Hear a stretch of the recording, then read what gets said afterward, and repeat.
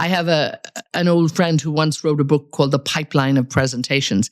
And Ellie, if you looked at this book, it looks like the internal workings of a refinery inside. Nobody's going to go through that. You need something simple, you need something easily understood, and you actually need something that will deliver the results. So initially I say, my process is own the space. That's your mental situation you need to be in, and it's a very clear one. People can understand what it is. You go out there, you look at the audience, you're going to own that space. So how do you do it? I say there's 4 elements that you need to do, and you can break down any presentation, any talk in these. You need to do 4 things. You need to engage, inform, educate, and inspire.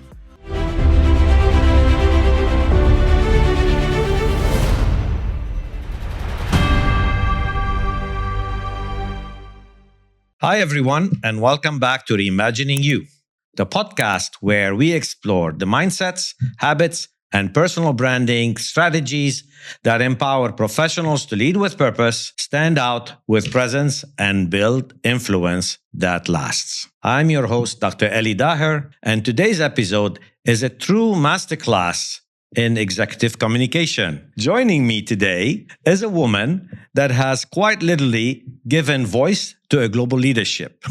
She is Eithne Treanor, an international media and communication strategist, former broadcast journalist, and a trusted advisor to many CEOs.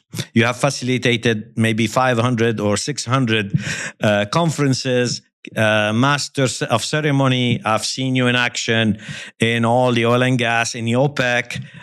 You were wonderful, and you have claimed the audience, claimed the floor, or you have owned the room, as we say, right? Owned the room and managed the whole conference brilliantly.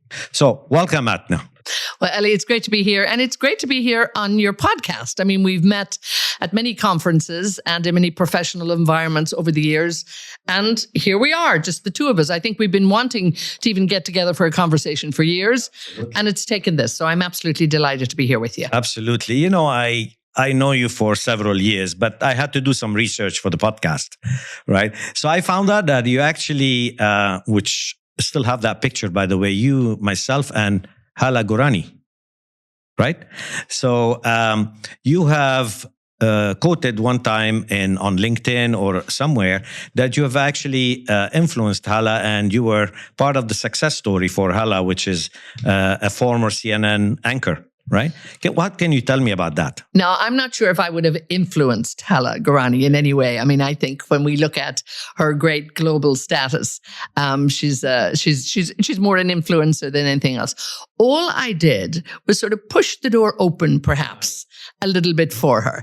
I was in a situation where I knew there was an opening at CNN, and I had talked to my sort of network, and Hala said that she would be very interested in it. So it's just the old-fashioned networking. I connected her, and the rest is history. And she's so gracious about that. I mean, she's got a little few lines in the book about it. So that's so special that she's done that. And recently she was at the Emirates Literature Festival, where she also talked about it. So she's I'm one of her biggest fans, without a doubt. Yeah, beautiful. We're going to talk about networking because that's an essential part of creating your own personal brand and then make it visible, right? But I want to back up a little bit at, our audience, our viewers are probably executives, right? A C-suite or an executive that is working, and he's in a comfort trap. He has a nice business card, has a beautiful title, has a nice company name. Now, how do you know it's a he? He or a she and they, all right? Very good point. So this is a typical executive, and the problem is they are in a trap. Once they leave, or they plan to leave, they become a PIP. You know what's a PIP? A previously important person, right? I love that. I'm going to use that one. So they leave, they basically don't have enough name or reputation to open doors. So what we're trying to do in the personal branding on Reimagining You, and part of our mission, is to give them that voice, give them that credibility, that authority. While they're working, they can build that momentum on their personal brand, so they feel more comfortable, whether they continue on in their career or whether they want to go into a greener pasture and do something. Now, with that frame of reference, a lot of these executives, when they stand and talk about in front of 100 people, 50 people, they have the stage fright, right? The stage fright. It's a lot of these people need training, need advice, how to overcome that stage fear. What can you say about that? Well, it's certainly something that is a problem for so many people. And we're here in the podcast studios, and I just overheard some people leaving from another event. And one of the people on that was saying, how did I do? Because I was a bit nervous when I came in. And it's so true. And it's true, I think, at every level. It's getting less of a problem, I think, for a lot of executives. People are doing a lot of media training. They're a lot more aware. And also, I just think because of the internet, and because I suppose a leftover from COVID, people are getting very comfortable sitting, talking to microphones, talking directly to camera. I mean, this was not the way several years ago. So that, I think, has been a blessing for many, many people because they are getting a lot more comfortable. But it is something that everybody has to recognize, has to tackle, do something about it, and get used to actually being on camera, because the advantages now in terms of doing your own video, having your own personal brand, far outweigh sort of sitting back in your office and just sending out press releases, for sure. Absolutely. And being in front of camera could have several angles, right? You could have a presentation, whether you're doing a business presentation, technical presentation, whether you're presenting a technical paper or any other, small group, or whether you are in front of a media answering a crisis or answering something. So there are several levels of communication, and each one probably has a skill and an art connected to it. So how do people get trained on this, and how do they, feel more comfortable? How do they prepare? I mean, the audience there is listening to you. And this is a kind of a master class. What can we tell them? How to prepare for that, for all these events? Well, I've been doing media training here in the region, in the Gulf region, for the last 20 years. And before that, as a journalist, I always felt I was giving a little mini master class in media training, often before interviews, because, sometimes people were uncomfortable. I would often meet people who were great in the chat beforehand, and the minute the camera comes on, they would freeze. Mm-hmm. So, I'd have to move them out of that state because I need this interview. I need them to look good. I need to look good. The Q&A, the whole thing has to happen. So I do my best to make sure that I'd help people. And even when I was a journalist, so many public relations people would ask me if I did media training, which of course I wouldn't do. That's a conflict of interest at that point in my career. But it was the one thing that I looked into as soon as I transitioned and really saw and realized how quickly that I could actually deliver this. And the fact that, I was good at it. Yeah. Having been a journalist for more than 20 years, you get pretty comfortable asking questions, answering questions, being able to own the space, as I call it. Yeah. And that, I think, is the key thing that I actually, make sure that I then impart to everybody else. It is, I think, getting in that mental state of own the space. You're in that position whereby you're being interviewed or you're speaking to a crowd, whatever it is, because you have a level of expertise. So it's about sharing that expertise. So you own your space before you start. And that's what I always remind people of, because that's a huge confidence builder. The fact that you're only here because you ought to be, because you deserve it, and because the wider audience wants to listen to you. Yes. So everybody's on your side, and they want you to sound good, they want you to look good, and they want you to impart, knowledge that will actually be relevant, be useful, and hopefully add value to people's lives. I mean, that's kind of what it's all about. That's why we listen to people. That's why we're interested in what people have to say, because in a way we get something from it too. So the media training, I think, is, it's been quite fascinating over the last few years because it's also shifted. It's not just about getting people ready for television or for a, traditional media interview. That's changed quite a bit too. Okay. So building on that point, I was reading a bit, preparing myself for media training. And it says, okay, well, when you present, you're not only parting knowledge, you're parting emotions. And how do you actually, what's the balance between making it relevant, making it emotional, touching here for the audience, rather than just parting knowledge that might be, absorbed 10% or 15% or forgotten in maybe a day? Well, I mean, I can do things both ways. I could sit here and just tell you that media training is very important for executives, and it's something that I would maybe recommend for, senior officials. You blah, sound blah, so blah, blah, boring. blah. Yes. Or, I mean, I live this and I love this. And, for me, when I do a media training, and not everybody needs a training, I think sometimes we have to change the language around there. I often talk to people about a media consulting. And even at some points when we're talking with very senior government officials or CEOs, their press people and chief of staffs will say to me, they desperately need media training, but they won't do it because they feel they're above training. And of course, I mean, these are very, very senior executives. And they're right. They don't really need training. What they need, I always say, is, and a client once said to me, they said, when I, had asked, what do you want me to do with a very senior executive? Because they had done training before. And what he said, which was such a compliment to me, he said, I hear you're the diamond polisher. Nice. And I just absolutely love that. So sometimes it's about me coming in and taking the information you have, listening to your narrative, and really just reframing it a little bit and just polishing those edges and then delivering something spectacular. That's what I want to do. That's what I hope to do.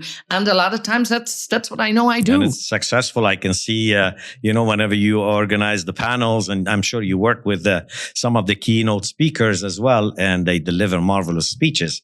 Very good. I want to put the media training and media consulting into perspective of the personal brand, just for our audience and viewers, right? So I've created the 10-step process. The first 3 steps are about strategy, looking at your mission, ambition, looking at your unique value, what you are unique about, and finding your voice. How do you communicate with the external world about your authority, credibility, and uniqueness, right? In the context of the mission. Phase 2, which is all about now going out in the open. So we have the digital media, which is LinkedIn, fixing the LinkedIn, putting posts, talking there, putting thought process into the digital area. But we have the physical arena. And this is where I think media training comes in the physical arena, where whether you're in a conference, whether you're in a podcast, whether you are a keynote speaker, whether, whatever artifact you do physically.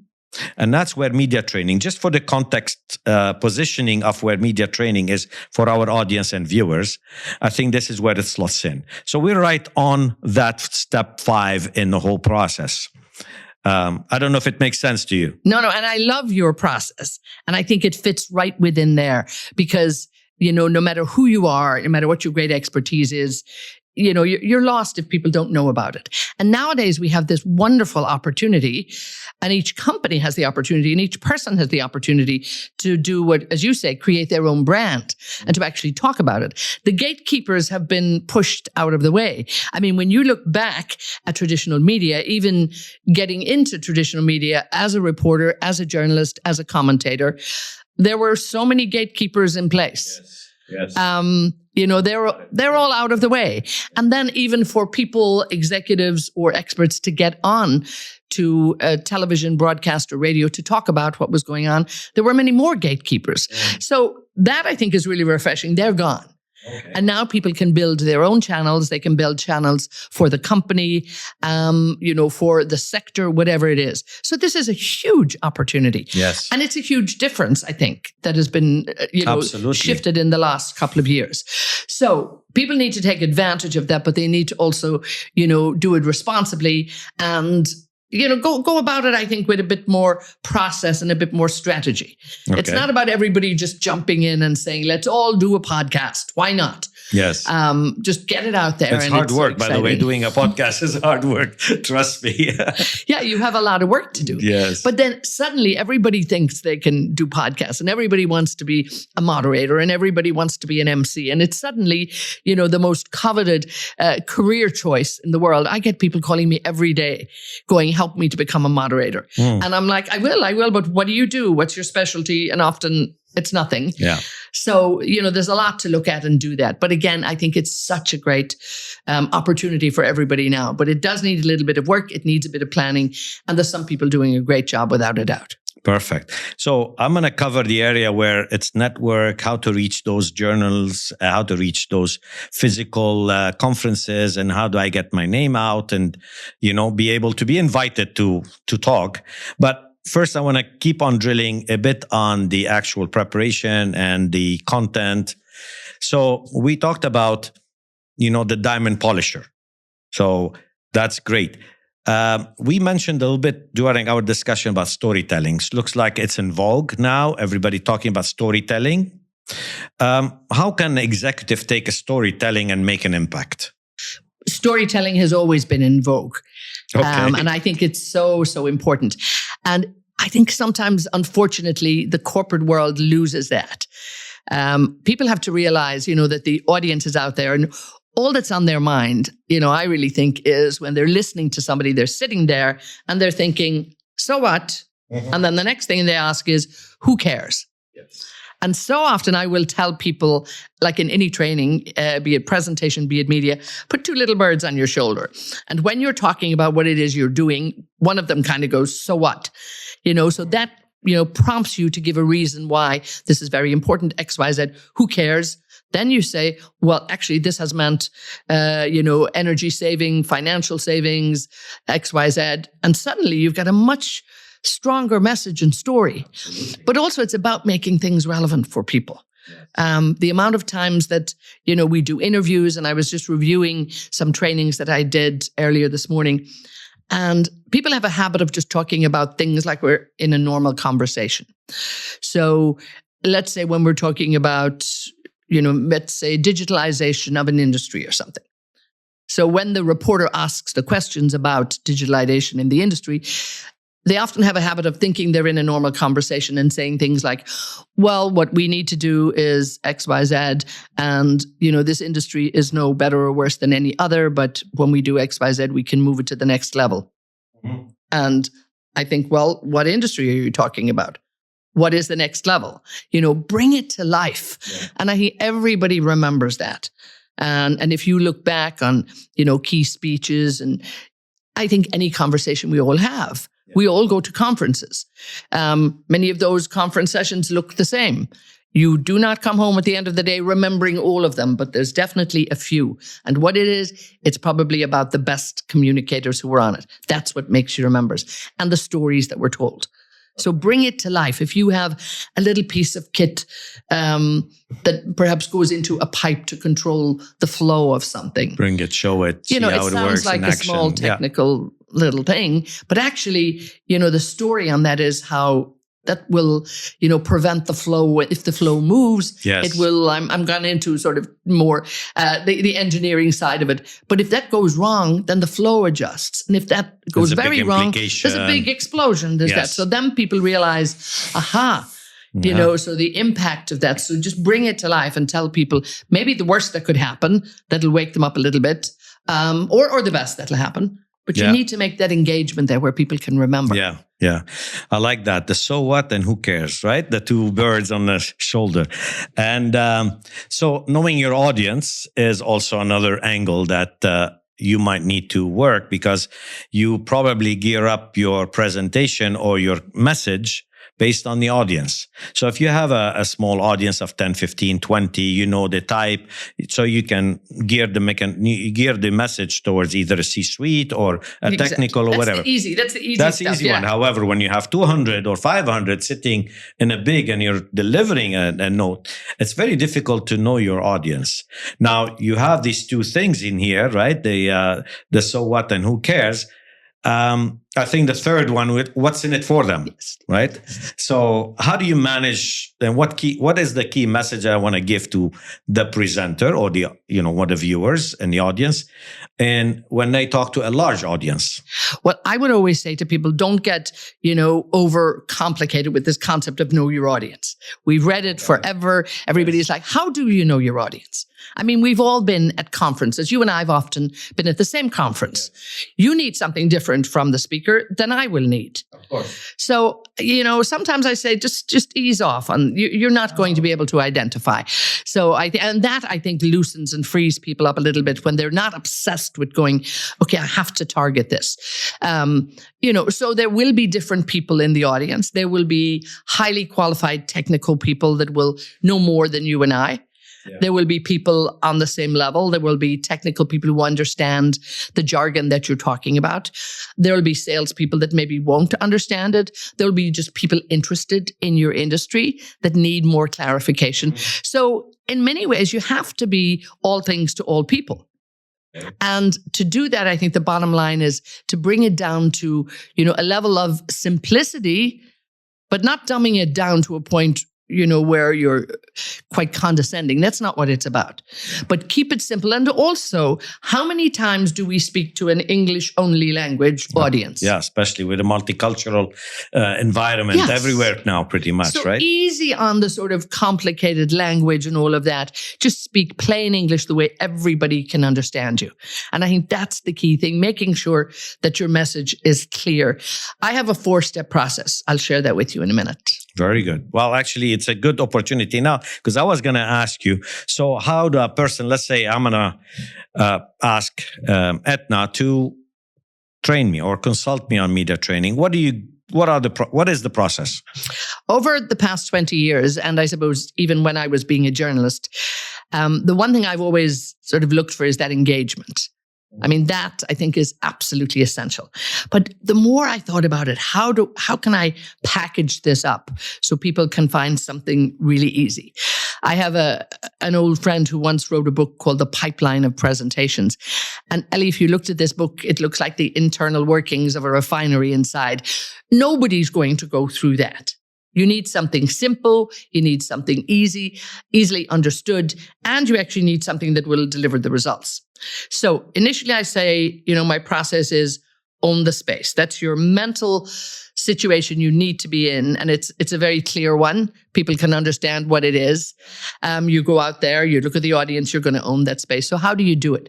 I say there's 4 elements that you need to do, and you can break down any presentation, any talk in these. You need to do 4 things.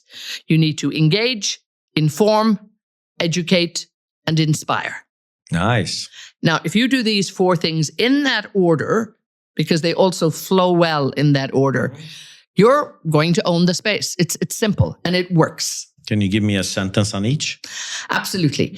So your ultimate aim is to own the space. Yes. What we see in many presentations are inform and educate. Okay. People are pretty good at that. True. Most presentations are inform, educate, and then they say, and if you need any more information. And if you have any questions or need information, goodbye. How many times have you seen that, right? Yeah. Oh, yeah. So that's the one we know and maybe don't love. Mm-hmm. So the concept of engage, I mean, I think it's so important. It's there to get people's attention. Mm-hmm. And I mean, when you think of it, we all know how to do it. I always say we engage from the cradle to the grave. Okay. And you just think back, on how do children manipulate you. They know what to do. They know how to engage. Of course. We all know how to engage to just get attention. And we all want to get that attention. So, take my example of the little piece of kit that's in the pipe with the flow of whatever it is. Now, the engagement on that might be to think that there have been, so many unnecessary, unfortunate explosions that have happened because of all of this. And people are thinking, wow, really? So you can engage on a very positive element, or you can engage on a negative. Story or a grabber of some numbers. Wakes them up. Exactly. Yes. Something that wakes people up and that makes them think, gosh, is it that big? Is it that challenging? Are we really in that much trouble? What are we going to do? And then, you move on to inform the way you're going to tell them what you need to do. Okay. But if you look at the concept of inform, that can be, it can be quite challenging, actually. It can be, if I announce just what I'm going to do, you might not be comfortable with that. So I always say it's a point of conflict sometimes. So you would always engage before you inform. Okay. Because if I engage with you, now you're interested, you want to hear something more. So you almost have given me the permission to move to the next step, inform. Okay. So I can tell you what I'm doing, and I can tell you how we don't have to live with that scary sort of place, that I have a solution. Okay. But then I need to educate you, because you mightn't be a first adopter. You might need to know. Skeptical, Yes. might it work, You want to know that what I've got in mind, you don't want to know it works. Yes, of course. You want to know that, you're not the first guinea pig that's out there that's going to happen. So therefore, the fact that it works, that somebody else has adopted it. Yeah. And we've really seen genuine practical applications on this. And you're thinking, wow, okay, because I have proof, and I have proof points to deliver that to you, that what I've just told you about actually works. Okay. And then that's fine. But then I need to inspire you. Okay.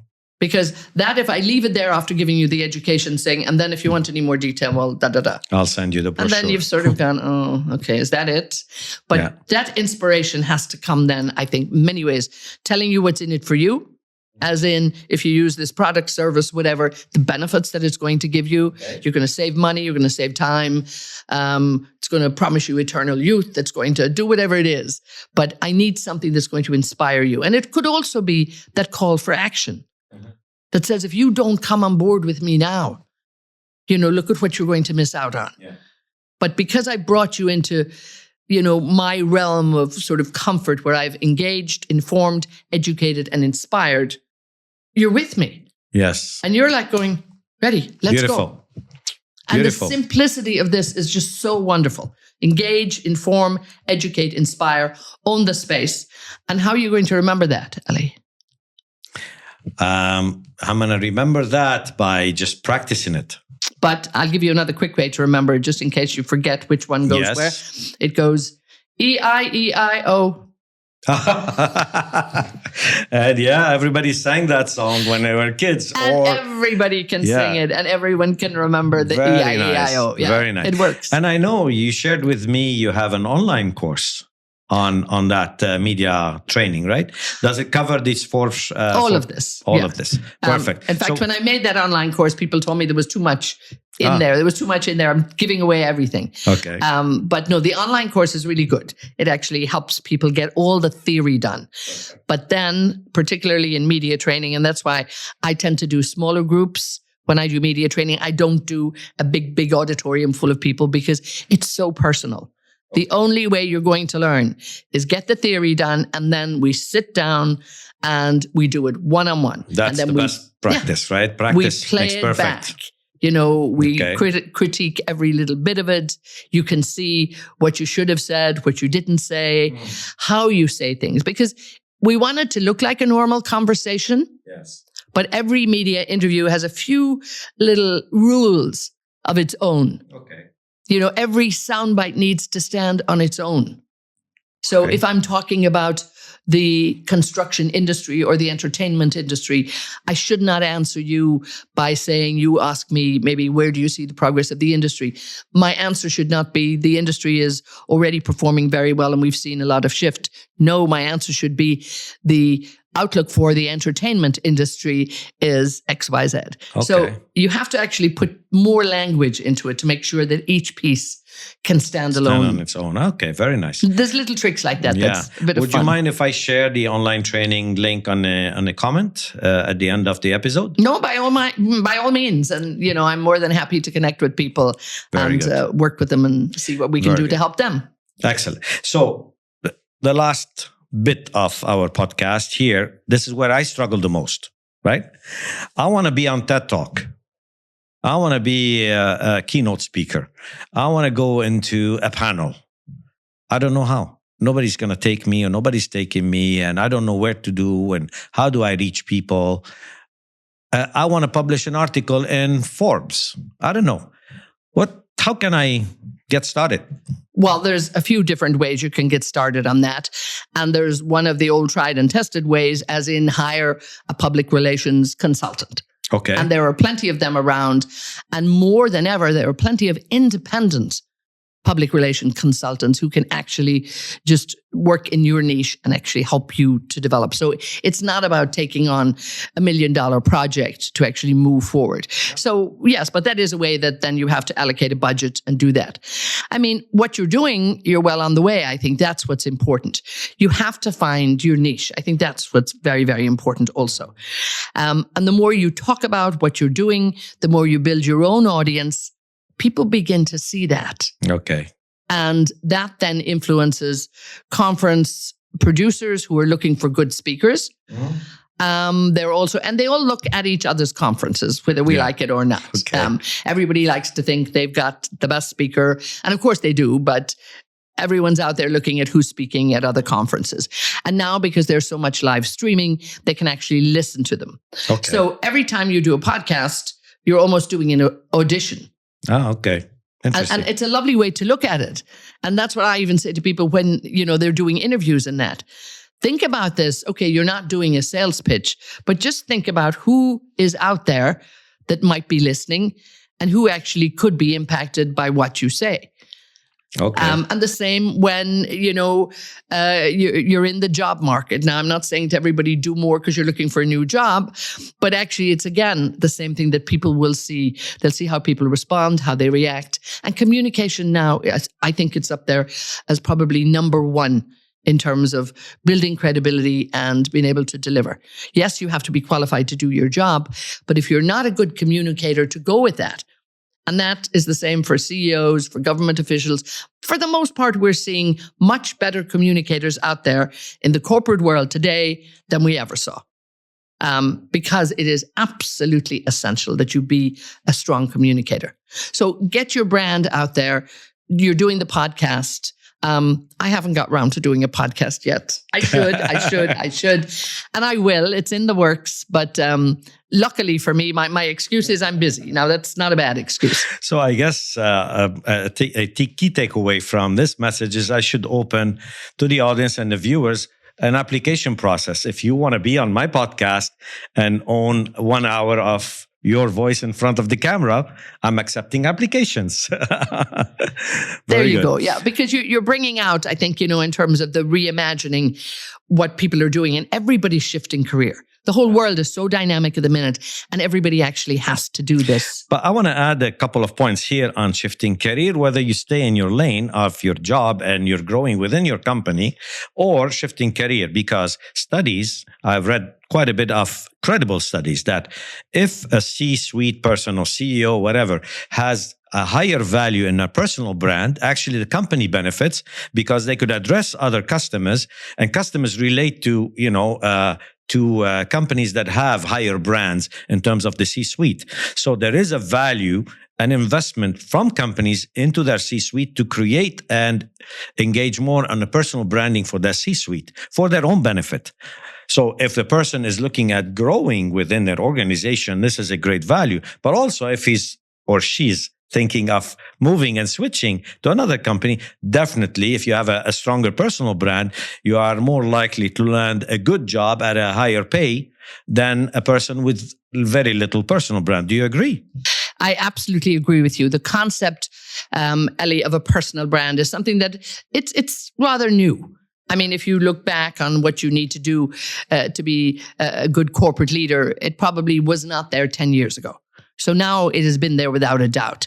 And I think the people who pay attention to that, are the winners in this.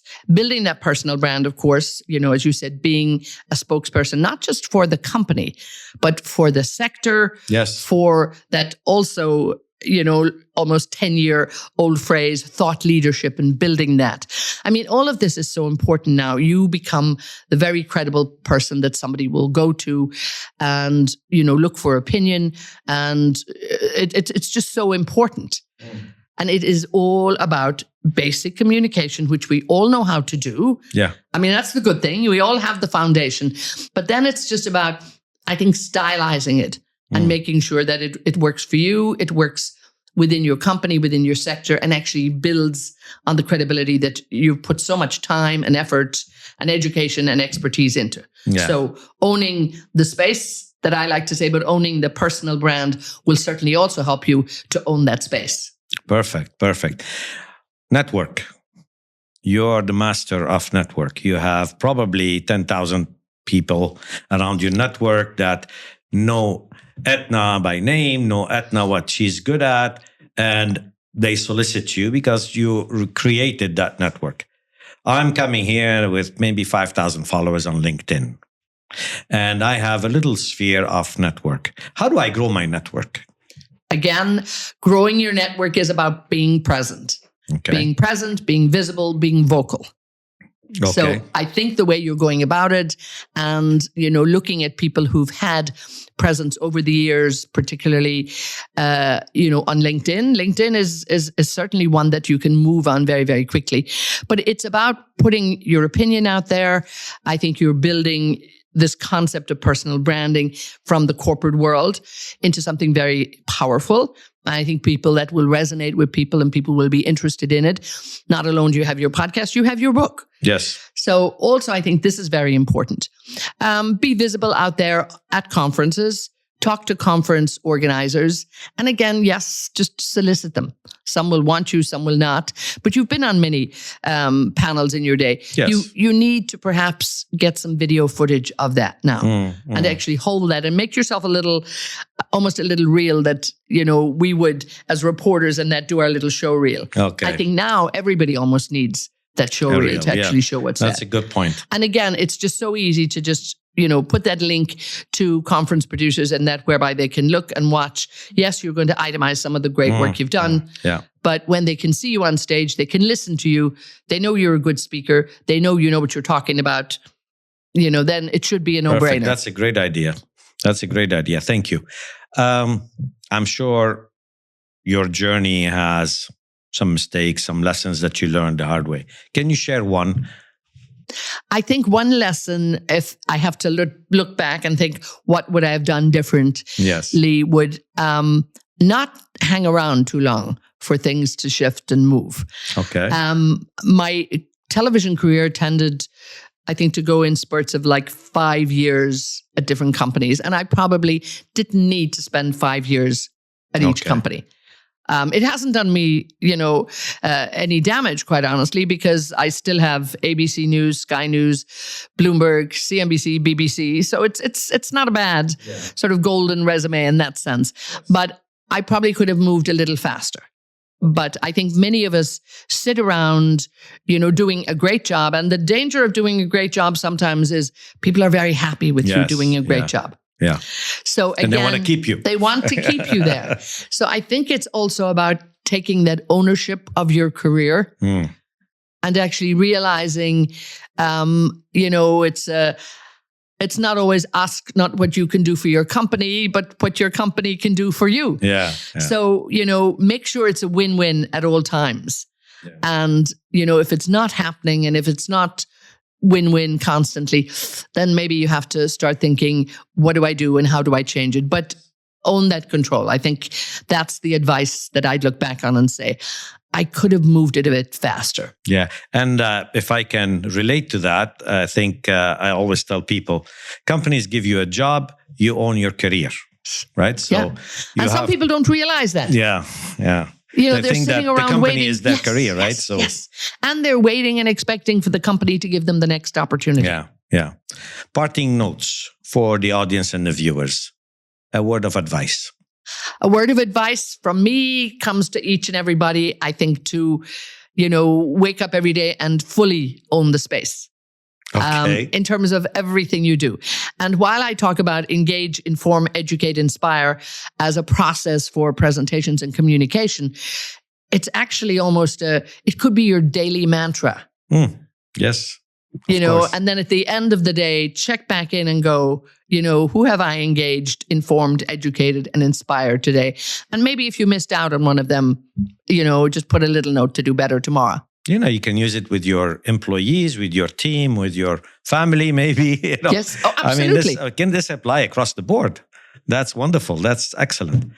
Eithne, we come to the end of the podcast. This was wonderful. Thank you for sharing the wisdom, inspiring our people, the viewers and the audience, and hopefully they'll take media at heart and they benefit from that short podcast, yet it's very powerful. Thank you again. Well, it's been great to be here. Thank you so much, Ellie. Okay. I hope this podcast has inspired you and has put you on the way to create and communicate your personal brand. If you like this episode, please subscribe and watch for the next one. We are weekly on at 5 o'clock every Thursday, Dubai time.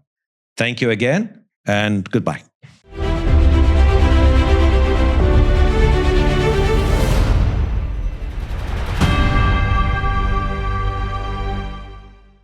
Thanks for listening to Reimagining You. If you enjoyed the episode, follow the show, leave a review, and share it forward. See you next week with a new episode. Keep reimagining you.